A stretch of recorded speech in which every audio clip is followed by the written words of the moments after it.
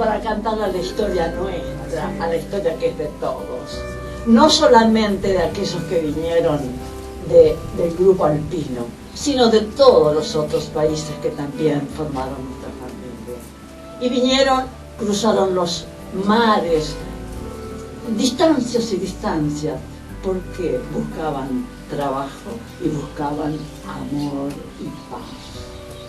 Y soñaban continuamente con los campos sembrados y con los trigales y con las espigas maduras. Yo diría siempre, soñaban con la rama florecida del verano. Y acá la encontraron. Que hubo, sí, bemoles, es cierto, pero también supieron triunfar, y eso lo debemos reconocer. Y yo creo que acá consiguieron formar esa familia que tanto deseaban, la familia unida. Y no solamente con sus 12, 15 hijos como venían. A la mesa estaban ellos más. El gaucho, que lo ayudó en muchas cosas, lo ayudó a domar, a apialar, a collarar el vaso con el arisco.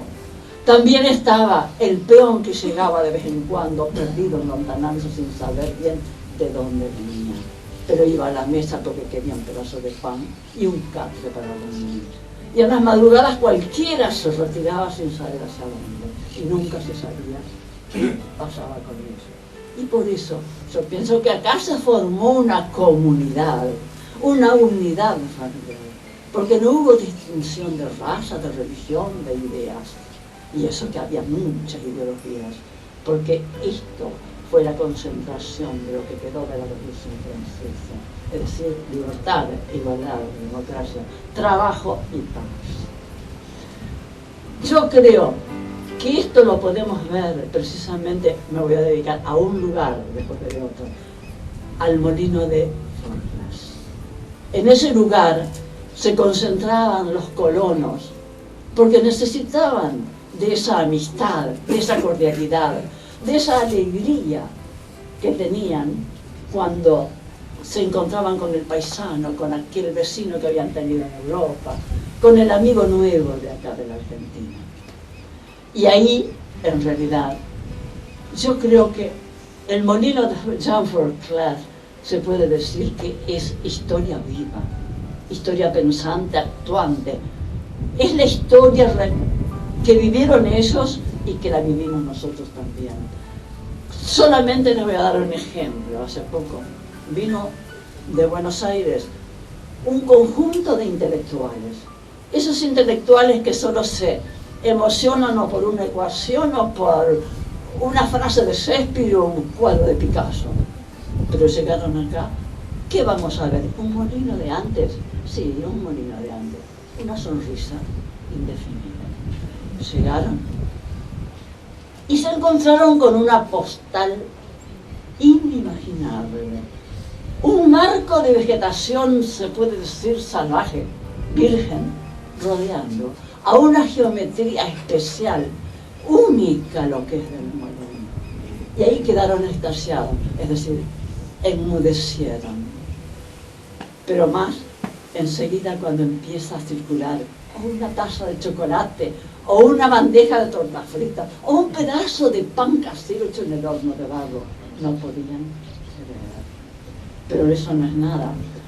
Hay un locutor que hace vivir la historia del molino y los invitó a pasar, todos callados, enmudecidos, fuera. Al rato que el señor andaba por los tirantes, por las ruedas, por los engranajes, por los molinos, una señora le dice: estoy sintiendo las mulas que dan vuelta y las máquinas que crujen. Era extraordinario. Estaban en una situación, diría, de emoción. Y después el cronista nos hace pasar al patio. Y ahí nos encontramos con unas damas de las de antes, cinturitas finas, esas polleras, puntillas almidonadas, y un gringo hermosísimo, quemado del sol, que con una verdulera contorneaba, o no sé si ranchera o shoti o mazurca, qué cosa era. Y se bailó, y eso no es nada. Sacaron a bailar a aquellos científicos que venían, nadie se negó. todos bailaban encantados. Es decir, vivieron la historia que los abuelos habían vivido ahí. Se compenetraron con toda la historia. Se compenetraron con la vida de esa gente de antes, porque habían venido los vecinos de antes, que se sumaron a la familia folclórica, los Pralós, los Miselú, los Rudá, no sé cuántos más, felices. Y entonces, a un momento dado, el señor cronista, con una voz magistral, los hace pasar al molino que debía soplar las astas de viento. Todos lo rodearon silenciosamente, como alumnos de convento, esperando la palabra de Jean Folklore.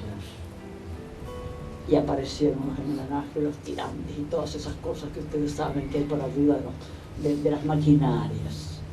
Pero en un momento dado, el cronista dice, y esperamos el viento.